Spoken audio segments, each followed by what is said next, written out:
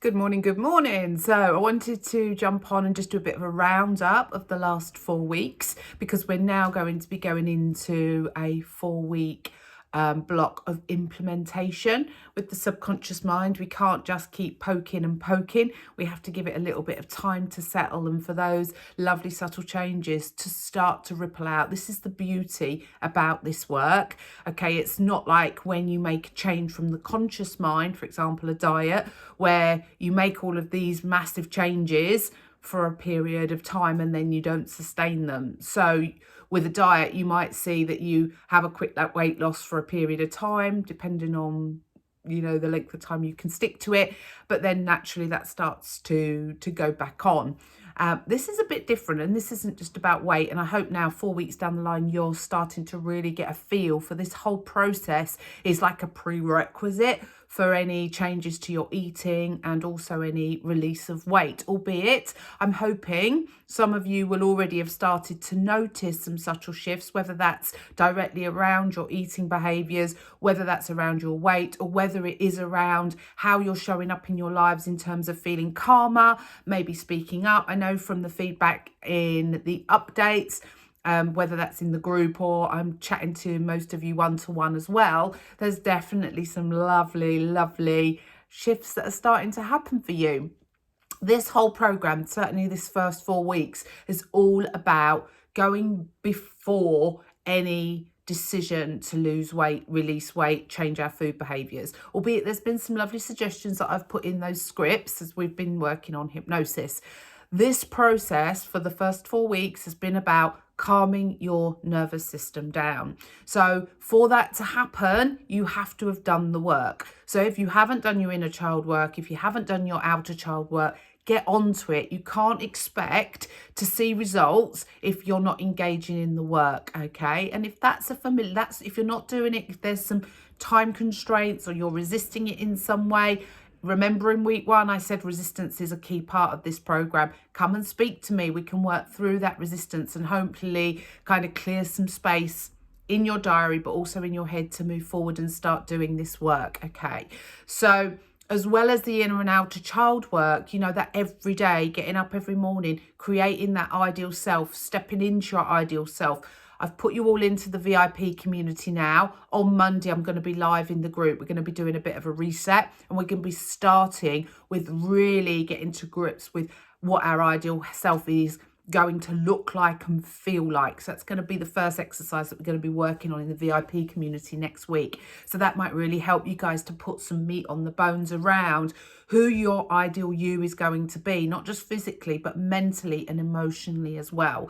So every morning, ladies, getting up and really creating that ideal you and stepping into her every day. That is the most powerful form of goal setting with your subconscious on board that you can possibly do. So often we set goals from our conscious mind, those old SMART goals, and we don't give consideration to our subconscious. When we start to really connect from in a pictorial, like almost like images, sense, this is getting the subconscious on board. Remember, your subconscious is 6 years old and it thinks in pictures. So creating these beautiful images and senses of how you want to be is really getting your subconscious on board with that, because it's playful and the subconscious loves that stuff. That's why the ideal self is so important. If you're not doing that, guys, start doing it. And like I say, on Monday in the VIP community, I'm going to be really working on getting that really strong image or sense of who you want to be. Okay. And a lot of that stuff is already there. It's just life kind of gets in the way of it, right? So every day, stepping into your ideal self, every morning, taking that deep breath in, closing your eyes, putting your hand over your heart, sitting on your bench, bringing in a child in, bringing out a child in, having a little conversation with them, giving inner and outer some time and attention.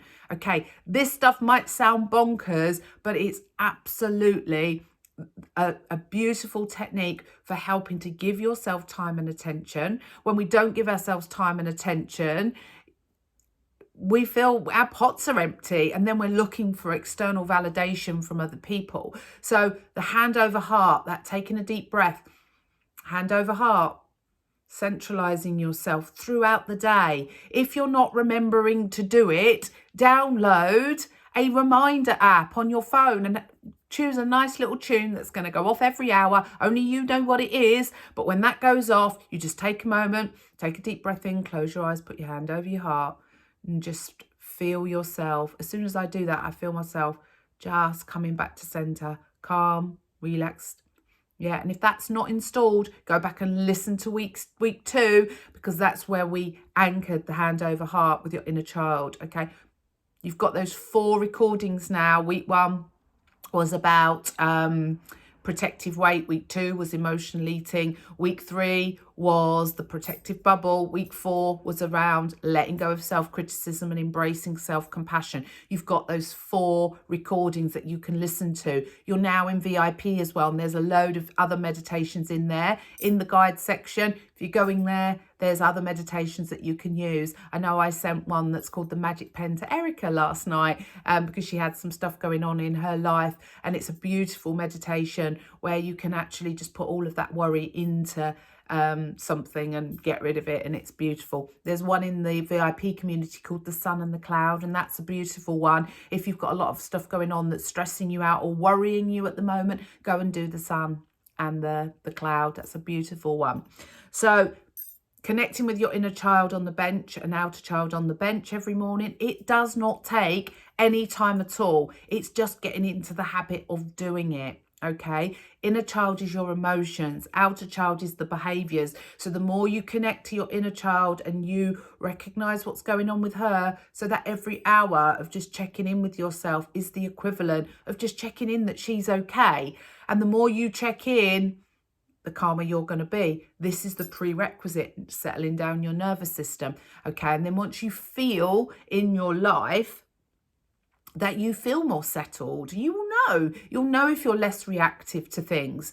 Once you're settled, once you have a means to be able to settle yourself, that's when we can then start to look at what other sort of changes do you want to make. So that is like, if you're finding that through the work we've done so far, you're not seeing a change in your eating patterns and you're not seeing a change in your weight, once you're confident that you've got that you feel calmer and you're in a calmer headspace, that's when you can start to think, okay, what do I need to do to take better care of myself physically, mentally, and emotionally? What often happens when we make a decision to go on a diet is we're coming from a place of fear or upset in some way. So when we make rash decisions, so we do the instant gratification, we lose sight of the fact that we can actually think for ourselves what's right for us. And so we go on a diet because they give us the rules, don't they? And we think we're going to feel safe and better. And we've got lots of evidence that suggests that maybe we do, but we've also got a lot of evidence that suggests maybe we don't.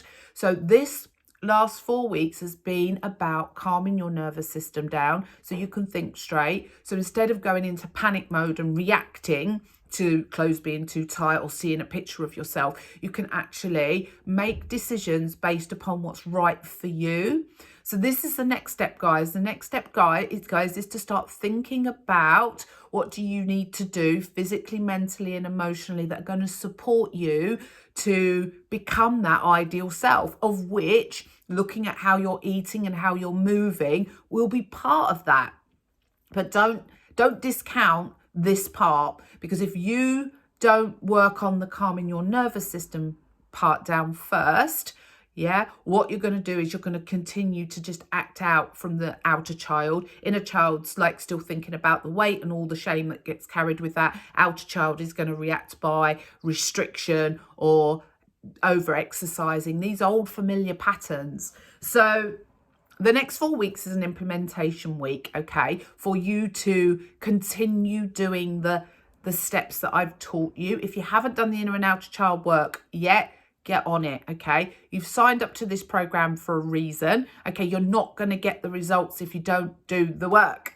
I can't make you do the work, right? I want you to do the work because I want you to experience that lovely, calm, relaxed feeling, which then stops the whole thinking process about our weight and eating, the constant judging and stuff like that, okay? But you have to do it and you have to experience it. So For the next 4 weeks, guys, like I said, I've put you into VIP so you can have the support of that community as well. But the next 4 weeks before we meet again, I think on the 11th anyway, that second Monday in November, for our final roundup session, your job over the next 4 weeks is to make sure you're doing your ideal self, your hand over heart through the day, so you're keeping yourself nice and balanced, and you're really starting to work on the inner and outer child. So keeping inner child happy and connected to, and keeping an eye on the outer child that she's not kicking off with some of her unhelpful behaviours. Okay, so the next layer is, once you feel like you're feeling much calmer, start to think about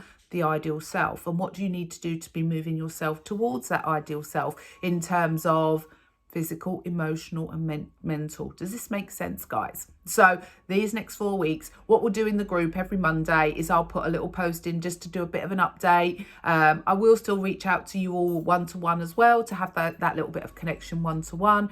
But we'll do like a group update in the group every Monday just to see how things are going. And then we'll come together on week 8 to do a roundup of how things are going and to do a final hypnotherapy session. And then you'll all be in the VIP community where you'll get that ongoing support. So this program isn't like a one and done, right? This is me teaching you the strategies, the techniques for calming your nervous system down. So once you're feeling calmer, you're able to then just make these small adjustments in your life that are going to ripple out and have an impact across all areas of your life. So hopefully that makes sense, guys. Any questions?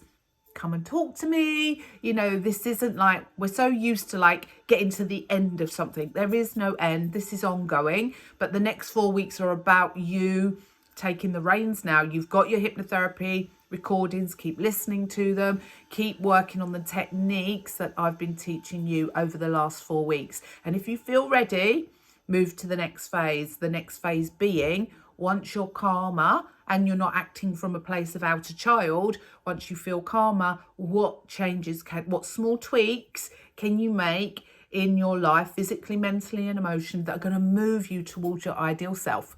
Okay? Speak soon.